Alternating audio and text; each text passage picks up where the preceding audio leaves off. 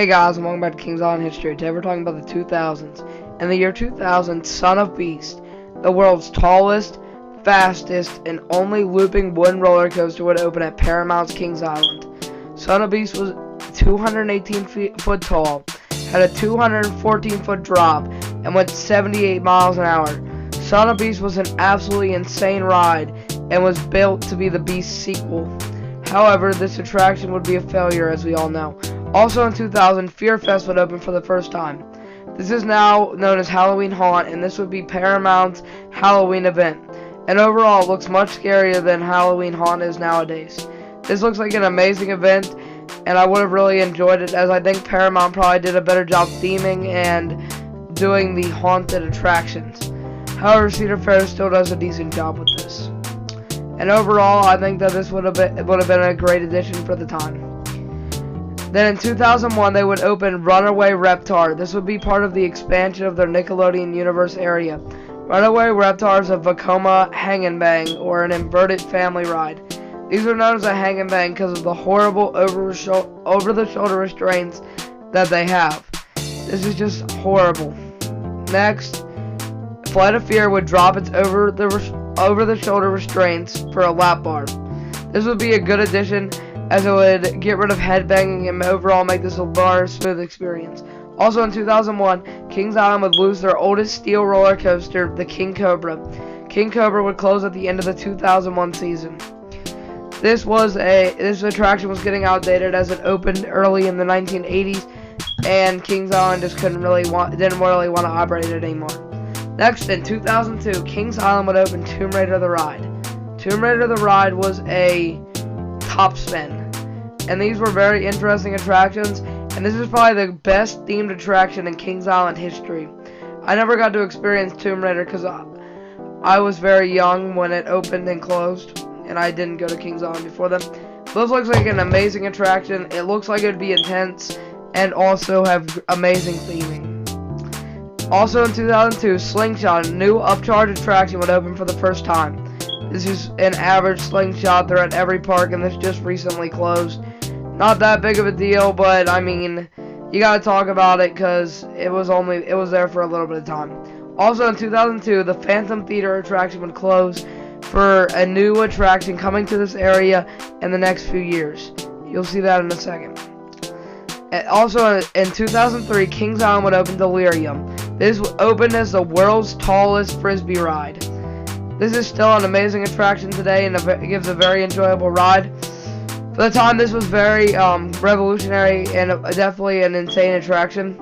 Also, in 2003, Kings Island would replace Phantom Theater with Scooby-Doo's The Haunted Castle. This is basically Boo Blaster if it had Scooby-Doo still. It looks about the same as Boo Blaster, minus with Scooby-Doo, Shaggy, and other characters from that series. And also the cars were themed to the Mystery Machine. So yeah, Scooby-Doo's Haunted Castle would just be a upgrade over Phantom Theater with just a little bit better.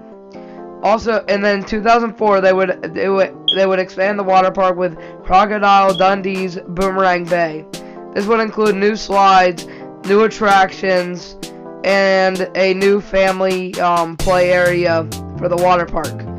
This isn't a major addition, but it was a decent addition for the water park at the time. Then in 2005, Paramount's last coaster they would add would be the Italian Job Stunt Track, now known as Backlot Stunt Coaster. This is a very enjoyable family attraction, and it was actually better themed back during the Paramount era, as it would have a splashdown and a stair section that used to be part of this attraction. This is still an enjoyable ride and a very well themed attraction. Next, Winterfest would come back to Kings Island in 2005, and this is the first time Paramount did it. Yeah. And then in 2006, Paramount's Kings Island would get an expansion to their kids area. This was known as Nickelodeon Universe, and they opened 3 new attractions. The one that you just saw, the Avatar ride, and one other that I don't really remember. But yeah, it was just a simple kids area expansion, and it was a pretty decent addition, as most of the rides they added are still operating to this day. Also, a more important thing that happened in 2006, Cedar Fair would buy the Paramount Parks for $1.2 billion. Other big news that would happen in 2006 at Kings Island is Son of Beast would have its first of its 2 accidents. In 2006, the whole train of 27 riders came back injured after getting injured in the Rose Bowl section of the ride. This is a major problem for Kings Island and they have to fix it. And then in 2007, Cedar Fair would add their first roller coaster to the park, and Firehawk. This was relocated from Six Flags Ohio, or better known as Darien Lake. Cedar Fair would take over this park after Six Flags sold it to them, and they wanted to make it more family oriented, so they relocated X-Flight, now known as Firehawk, to the park. Also in 2007, they would get rid of Fear Fest. This would be a short stint, but they... Also in 2007, Son of Beast would reopen with new, lighter trains. These new trains could not complete the loop, so they had to remove the vertical loop. This was very sad news because this was considered the best part of Son of Beast, and one of the reasons it's such an iconic ride today. There's a picture of it without its signature vertical loop. The only thing really to happen in the 2008 season was the new renaming of attractions. The first attraction we're going to talk about getting a new name is Face Off. Face Off was renamed in Vertigo and gave it a blue color scheme. This isn't a major train and they just gave it the name of the model. Then in 2008 also they would rename Top Gun to Flight Deck. This was themed the same way as Top Gun. It would just get a new name and a more generic name basically. Then in 2008 also they would rename Italian Job Stunt Track to Backlot Stunt Coaster.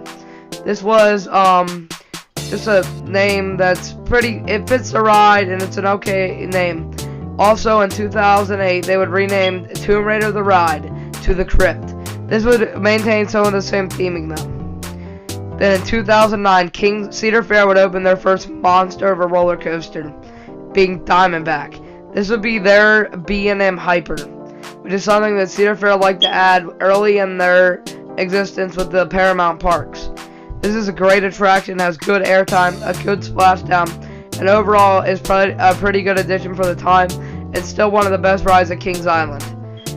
But as they were gaining their new Hyper, they were going to lose their first Hyper. Son of Beast would have its second of 2 accidents and close for the rest of the 2009 season, with nobody really knowing what was going to happen to it. Son of Beast, the world's tallest, fastest, and only looping wooden roller coaster, would close. It might have happened, but did Kings Island hide the truth about the roller coaster's safety? The tallest wooden roller coaster in the world is brought down to the ground today.